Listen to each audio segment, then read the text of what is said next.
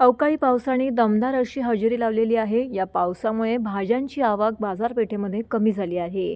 पावसामुळे बाजार समित्यांमध्ये सर्वच भाज्यांची आवक घटल्याने भाज्यांचे दर हे मोठ्या प्रमाणामध्ये वाढले आहेत. कोथिंबीरसह पालेभाज्यांची आवक देखील घटली आहे.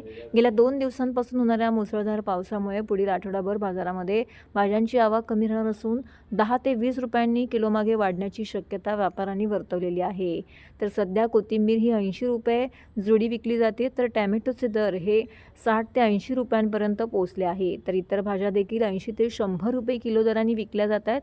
ग्रामीण भागामध्ये मोठ्या प्रमाणावरती पाऊस झाल्याने या ठिकाणी भाज्या बाजारामध्ये पोहोचू शकलेल्या नाही आहेत. त्यामुळे भाज्यांचे दर हे ठाणे बाजारपेठेमध्ये मोठ्या प्रमाणामध्ये वाढलेले आहेत. त्यामुळे गृहिणींना स्वयंपाकघरात नेमकं काय भाजी करायची असा प्रश्न जो आहे तो उपस्थित झालेला आहे. विविध बाजार समितीत नियमित जितकी आवक होते त्यापेक्षा 20% आवक ही कमी झालेली असल्याची माहिती भाजी विक्रेत्यांनी दिली आहे. भाज्यांची आवक कमी झाली, पावसामुळे बाजार वाढले, डबल झाले.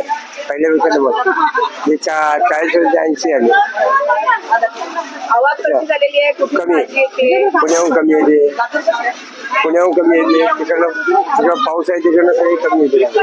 ठाणे बाजारपेठात भाज्या येतात. थोडंसं नाशिक पुणा वाशी सर्व ठिकाणी ग्राहकांचा प्रतिसाद काय? कमी आहे, कंट्रोल नाही.